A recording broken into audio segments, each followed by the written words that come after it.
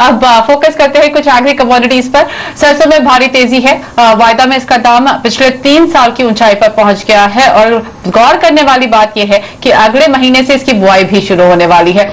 दरअसल कनाडा में भी सरसों की कटाई हो रही है और वहां इसकी पैदावार में करीब 40% की भारी कमी आई है।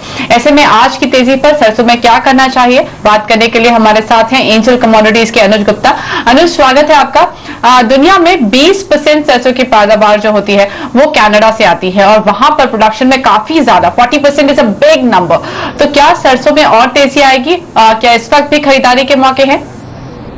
Mugdha, good afternoon. अगर हम देखें तो जो इंटरनेशनल फैक्टर्स हैं वो डेफिनेटली यहाँ पर दिखाई दे रहे हैं और हमने देखा भी है कि उसकी वजह से डोमेस्टिक मार्केट में तेजी देखने को मिली है। साथ में अगर हम देखें तो भारत के अंदर इस बार जो मानसून गया है वो डेफिसिट का गया है और अगर हम देखें तो अब जो आने वाला टाइम है, जो नई क्रॉप की जो बुआई स्टार्ट होगी, कहीं ना कहीं मुझे लगता है वो भी यहाँ पर इफेक्टेड हो सकती है। हालांकि अगर हम देखें तो त्योहारी डिमांड भी यहाँ पर निकल कर आई है, तो हमने देखा है कि प्राइसेस में अगर हम देखें तो जो फंडामेंटल है वो काफी सपोर्टिव है और बाइंग के फंडामेंटल यहाँ पे काफी ज्यादा देखने को मिल रहे हैं। इवन अगर हम बाकी ऑयल सीड पैक को भी देखें तो सोयाबीन हो या चाहे रिफाइंड सोया या फिर सीपीओ, तीनों के अंदर एक तेजी देखने को मिली है, जिसकी वजह से सरसों के अंदर भी हमने एक तेजी आते हुए देखी है। मुझे लगता है कि अगर किसी को सरसों या किसी भी ऑयल सीड पैक में ट्रेड करना है तो अभी फिलहाल बाइंग साइड में रहकर ट्रेड करें। पर्टिकुलर सरसों की अगर बात करें तो मुझे लगता है कि 4600 से लेकर 4650 मीन्स करंट लेवल से 100 से 150 रुपए की तेजी और इसमें देखने को मिल सकती है। अनुज, एक बात जो यहाँ समझने वाली है वो है भारत का पर्सपेक्टिव, क्योंकि भारत में सरसों की ज्यादातर खेती राजस्थान में होती है और वहां बहुत अच्छी बारिश हुई है। अगले महीने से वहां बुआई भी शुरू हो जाएगी, तो उसका क्या इम्पैक्ट आप देख रहे हैं? देखिए, जो मैंने आपको पर्सपेक्टिव बताया ये 1 से 1.5 महीने का है, क्योंकि बुआई होने के बाद अगर देखें तो जो क्रॉप के फिगर्स आएंगे उस पर इसका ट्रेंड डिसाइड होगा। बट करंटली अगर हम देखें तो जो डिमांड सप्लाई का मिसमैच है वो भी यहाँ पर है, क्योंकि अगर हम देखें तो जो डिमांड है वो यहाँ पे काफी ज्यादा निकल कर आ रही है, साथ में इंटरनेशनल फैक्टर भी यहाँ पर जुड़ा हुआ है। तो कहीं ना कहीं अगर हम देखें तो 1 से 1.5 महीने मुझे लगता है कि तेजी यहाँ देखने को मिल सकती है। अगर हम टेक्निकल पर्सपेक्टिव से भी देखें तो यहाँ पे वॉल्यूम काफी ज्यादा देखने को मिले हैं। साथ में अगर देखें तो जो ब्रेकआउट हुआ है टेक्निकल चार्ट्स पे वो काफी स्ट्रांग हुआ है। मुझे लगता है कि fundamental as well as technical perspective दोनों ही अभी फिलहाल सपोर्टिव है 1 से 1.5 महीने के लिए। ओके, चलिए अब देख लेते हैं आज के एक्सपर्ट्स की हॉट पिक्स। हितेश, आपकी तरफ से क्या होंगे आज के लिए हॉट पिक्स? बाय। ऑलराइट अनुज, पहले आपसे बात कर लेते हैं। अनुज, आपकी तरफ से आज के लिए हॉट पिक्स क्या है? देखिए, हमारी हॉट पिक शुगर में रहेगी। हमने देखा था कि कल एक शुगर में फॉल देखा था और साथ में एक रिकवरी भी देखी थी और आज हमने देखा है कि शुगर में एक नया एक तेजी देखने को मिली है। तो मुझे लगता है कि शुगर के अंदर आने वाले दिनों में तेजी देखने को मिल सकती है। तो जो कॉल है वो पोजिशनल तौर पर है, करीबन 2500 के आसपास बाय इनिशिएट कर सकते हैं। स्टॉप लॉस 2440 का रहेगा। टारगेट करीबन 2580 से लेकर 2600 तक देखने को मिल सकता है। वही दूसरी और रिफाइंड सोया, जैसा कि मैंने बताया कि पूरा जो ऑयल सीड पैक है वो तेजी की तरफ दिख रहा है, तो रिफाइंड सोया के अंदर भी बाय इनिशिएट कर सकते हैं 600-602 के आसपास। स्टॉप लॉस करीबन 594 रुपए का रहेगा। टारगेट करीबन 612 रुपए तक देखने को मिल सकता है। ऑलराइट, और हितेश, आपकी तरफ से क्या होंगी आज की हॉट पिक्स? मैं गोल्ड सेल करना प्रेफर करूंगा 26050, target 25800, stop loss would be around 26200। दूसरी पिक रहेगी natural gas. I would prefer to sell around 168, target 162 and stop loss 172। Okay, तो ये सलाह है आज के लिए, ये आज की टिप्स है। चलिए फिलहाल हम ले लेंगे यहाँ पर एक छोटा सा ब्रेक, लेकिन आगे शुरू करेंगे आपके सवाल जवाब का सिलसिला।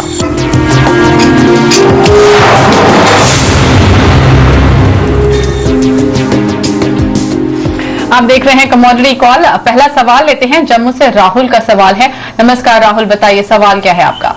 नमस्कार मैडम, जो मेरे पास 10 लाख क्रूड ऑयल बाय पड़े हुए हैं, 3205 के रेट पे है। किस प्राइस पे? कौन सा कॉन्ट्रैक्ट लिया है आपने? हाँ जी मैडम, 3205 के भाव पे पाए पड़े हुए हैं। ओके, आपका सवाल क्या है? क्रूड ऑयल पर है मैडम मेरा सवाल। ओके, राहुल का सवाल है कच्चे तेल पर 10 लॉट इन्होंने खरीदे हैं 3205 रुपए के भाव पर। इनके लेवल से तो बहुत ही नीचे है इस वक्त क्रूड ऑयल। हितेश, क्या सलाह देंगे आप इनको? देखिए कच्चे तेल में अगर ऑफलेट देखें तो रेंज जो है वो बहुत कंस्ट्रेंड रेंज या रेंज बाउंड ही देख रहे हैं कि ऊपर पे लेवल्स पे कोशिश तो करता है 46 47 तक जाने का WTI, बट हमेशा हायर लेवल पे खाना का सेलिंग आ जाती है और सिमिलर नीचे के लेवल पे 43 44 पे सपोर्ट फॉर्म कर रहा है।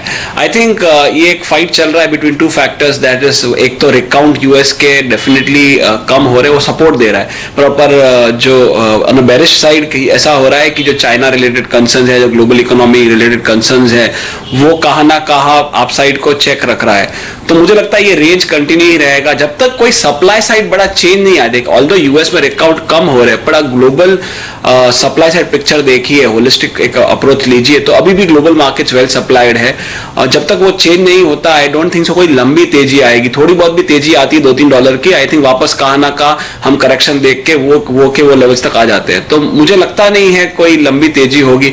हो सकता है कि एक बार वापस $1-2 का तेजी मारे तो consider we are trading around 3030, हो सकता है वो 3090 तक आ सकता है। तो जैसे इनकी जो पोजीशंस है वो 3200 पे है, तो I think it make sense to mitigate losses and exit around 3100। Okay, तो 3100 का एक ऊपर का लिमिट लग रहा है जहां पर आप शायद अपने लॉस बुक कर सकते हैं, पर हितेश को लगता है उन लेवल्स पे लॉस बुक कर लेना चाहिए। हितेश, लेकिन आज काफी ज्यादा एक्शन देखने को मिल रहा है। अगर आप नाइमेक्स क्रूड देखें इस वक्त 2.25% की बढ़त के साथ ट्रेड कर रहा है, ब्रेंट भी ऑलमोस्ट 2% ऊपर है और एनसीएक्स पर भी लगभग 2% से थोड़ा कम ट्रेड देखने को मिला है। डू यू सी कि ये मोमेंटम आगे बढ़ेगा थोड़े दिन? 3100 का लेवल हम देख पाएंगे इस रैली में? बहुत करीब है उस लेवल के। This is not new because आप देखिए पास्ट फ्यू वीक से तो इंट्राडे वॉलेटिलिटी देखते हैं आप, अगर आप एक दिन का मूवमेंट देखें तो कितने दिन ऐसा हुआ कि क्रूड 3%-4% ऊपर सेटल हुआ और नेक्स्ट दिन वापस 4% गेन्स आपके डाइल्यूट हो चुके। तो ये होते आ रहा है। आई डोंट थिंक सो कि नाइमेक्स क्रूड जो है 47.5 के ऊपर कहा जाएगा। तो उस हिसाब से मैंने बताया कि अभी हम जैसे कंसिडर करें 30320 303 चलता है तो $1-1.5 की तेजी आती भी है, तो दैट मीन्स मैक्सिमम आकर 60 से 90 रुपए की तेजी आएगी। तो 3100 is the level which I think वो उसके बियॉन्ड नहीं जाएगा, तो वहां लेवल्स तक आता है। It make sense to exit around those levels. Okay, तो यही सलाह है इस वक्त। 3100 का एक टॉप दिखाई दे रहा है, उससे ज्यादा की बढ़त यहाँ पर हितेश नहीं एक्सपेक्ट कर रहे। चलिए अब अगला सवाल लेते हैं। टर्मरिक पे सवाल है मंसूर जी का। नमस्कार, माफ कीजिएगा, मंसूर एमपी से अर्जुन जी का सवाल है। नमस्कार अर्जुन जी, बताइए सवाल क्या है आपका? कितनी लॉट आपने हल्दी खरीदी है और किस भाव पर? जी मैडम, मैंने हल्दी सेल कर रखी है 9,500 से 4 लाख, और सोयाबीन है मेरे पास 3629, सब 4 लाख लिए मैंने जनवरी में। तो मेरे को इसमें क्या करना चाहिए? मतलब सोयाबीन में 4000 तक का भाव मिल सकता है मेरे को, या हल्दी में 6000 तक का भाव? सोयाबीन आपने किस भाव पे खरीदी है? 3629 29। 3600? हाँ 3629। 3629, ओके। और आपने टर्मरिक 4 लॉट 9,500 पे बेचा है? हाँ वहां पे बेचा है। ओके, अनुज क्या सलाह होगी इनके लिए? हल्दी 9,500 का फिगर अगर मैंने सही सुना है तो ये अच्छे मुनाफे पे बैठे हैं, और सोयाबीन इन्होंने 3629 पे लिया है, वहां पर क्या सलाह होगी? देखिए दोनों ही पोजीशन उन्होंने सही बनाई है, सही डायरेक्शन में पोजीशन बनाई है। अगर हम टर्मरिक की बात करें तो मुझे लगता है कि जो नीचे टारगेट हम देख रहे हैं करीबन 7,300 7,000 तक देखने को मिल सकता है। तो मीन्स अगर ये टर्मरिक को होल्ड करते हैं तो करंट लेवल से 300-400 रुपए की गिरावट और मिल सकती है। तो उनको एडवाइस रहेगी कि 7,000 के आसपास अगर लेवल्स मिले तो आप प्रॉफिट बुक कर सकते हैं, क्योंकि टर्मरिक में देखें तो जो फंडामेंटल फैक्टर है वो थोड़े सपोर्टिव है, क्योंकि क्वालिटी कंसर्न यहाँ पर है, एक्सपोर्ट डिमांड काफी ज्यादा है। तो कहीं ना कहीं मुझे लगता है कि लोअर लेवल पे दोबारा बाई इनिशिएट हो सकती है, तो टर्मरिक में 7,000 के आसपास निकल सकते हैं। साथ में अगर सोयाबीन की बात करें तो मुझे लगता है कि सोयाबीन में जो उनकी पोजीशन है इसको ये होल्ड कर सकते हैं। और अगर हम एक लॉन्ग टर्म टारगेट की बात करें तो मुझे लगता है करीबन 3,800 तक के टारगेट देखने को मिल सकते हैं, क्योंकि रिफाइंड सोया भी काफी पॉजिटिव है। तो मुझे लगता है सोयाबीन के अंदर भी तेजी देखने को मिल सकती है। तो ओवरऑल ऑयल सीड पैक में बाइंग की पोजीशन होल्ड कर सकते हैं। ओके, तो दोनों ही आपकी पोजिशनल कॉल्स ठीक है, जो डायरेक्शन है वो ठीक है। लेवल्स अनुज ने बताया, आप उन लेवल्स पे अपने मुनाफा बुक कर सकते हैं। लेकिन फिलहाल हम लेंगे यहाँ पर एक छोटा सा ब्रेक के बाद कुछ और कमोडिटीज पर आपके सवालों के जवाब लेकर आएंगे।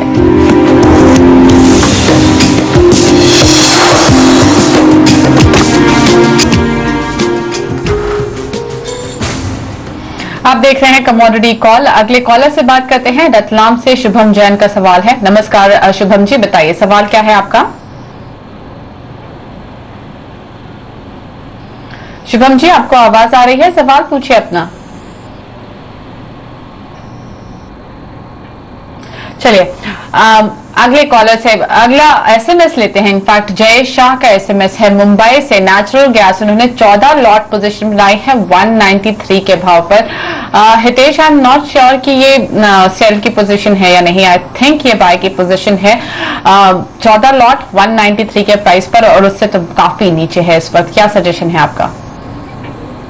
देखिए, नेचुरल गैस में अगर फ्रैंकली बात करें, जिस हिसाब से वॉलेटिलिटी दूसरी कमोडिटीज में हुई है, नेचुरल गैस में कुछ नहीं हो रहा, बिकॉज एक रेंज में ही चल रहा है। अभी देखिए 170 तक आया, बट ओवरऑल आप देखिए 165 से लेके 185 190 के रेंज में ही है। 190 तो बहुत लंबा रेंज है, बट शॉर्ट टर्म में बात करें तो 165 से 180 के रेंज में ही है। देखिए, डिमांड्स जनरली ये कमोडिटी जो होता है वो सीजनल कमोडिटी, और जब वेदर में एक्सट्रीम साइड दिखाई देता है तब चलता है, या तो बहुत एक्सट्रीम समर हो या एक्सट्रीम विंटर हो। और यूएस में देखिए तो ना तो विंटर तो भी दूर है, बट समर जो देखिए वो बिल्कुल इतना एक्सट्रीम साइड नहीं रहा, तो कोई डिमांड इंपेटस नहीं है, इन्वेंट्री में कोई इतना डिक्लाइन नहीं चल रहा, तो वही रेंज में चल रहा है। इनफैक्ट जिस ओवरऑल ऑल कमोडिटीज टूटी है उतना उसका इंपैक्ट हमें नेचुरल गैस में नहीं दिखा। तो मुझे लगता है कि टेक्निकली थोड़ा बहुत अभी इसमें डिक्लाइन बाकी है, और 192 still far fetch as far as short term is concern. मुझे लगता नहीं है कि 192 आएगा। हो सकता है एक बार 160 163 में जब वापस एक बार जो स्विंग ट्रेड हो वो एक बार 170 175 के लेवल दिख सकते हैं, तो वहां पे जब आता है 175 178 पे, वहां पे निकलना बेटर रहेगा। 192 is just too futuristic to talk about if you have a 3 to 5 weeks का होराइजन। ओके, तो ये लेवल काफी मुश्किल लगा है। 180 के लेवल्स आप देख सकते हैं शायद, लेकिन 190 तक पहुंचना थोड़ा मुश्किल लग रहा है अगले कुछ हफ्तों में। हितेश, दिन आपकी सजेशन क्या होगा? इनको क्या करना चाहिए? क्या 180 के आसपास ये इतना बड़ा लॉस ले ले? देखिए, फ्रैंकली स्पीकिंग नेचुरल गैस एक बहुत स्पेकुलेटिव कमोडिटी है। अनलाइक अगर गोल्ड की बात करें, कॉपर की बात करें, तो आप एक फंडामेंटल कॉल ले सकते हैं या फंडामेंटल प्रोफाइलिंग कर सकते हैं particular commodity, and you can still actually hold your horses and hold on. पर नेचुरल गैस ना स्पेकुलेटिव होता है कि the speculative element actually overlaps the so called summer supply demand variables. देखिए, अभी इसका जो सीजनल पीरियड आने वाला है और दिसंबर के बाद आने वाला है, there still long time to go away, तो it is I can't advise them to stay long और to hold on till that period. तो आई थिंक रैशनल यही रहता है कि जितना भी लॉसेस होते हैं, कि फ्यूचर्स मार्केट में अनलिमिटेड लॉसेस अनलिमिटेड गेन्स हो सकते हैं। It is not advisable to ऐसी स्पेकुलेटिव कमोडिटी में इतना लंबा पीरियड होल्ड करे। तो जहां भी अपने लॉसेस मिटिगेट होते हैं, 10-15 रुपए की स्पाइक आती है, क्योंकि नेचुरल गैस अभी भी देखिए एक रेंज में चल रहा है, तो पॉसिबिलिटी है कि 10-15 रुपए की तेजी वापस आ सकती है करंट लेवल्स पे, तो वहां पे निकले। 192 के लिए होल्ड करना मुझे लगता नहीं ऐसा कोई इंपेटस है। ऑलराइट, हितेश और अनुज, आप दोनों का बहुत बहुत धन्यवाद हमारे लिए समय निकालने के लिए। लेकिन कमोडिटी कॉल में आज के लिए इतना ही। आप बने रहिए CNBC आवाज पर, क्योंकि आगे लेकर आ रहे हैं खास पेशकश बैंक मनी छूमंतर।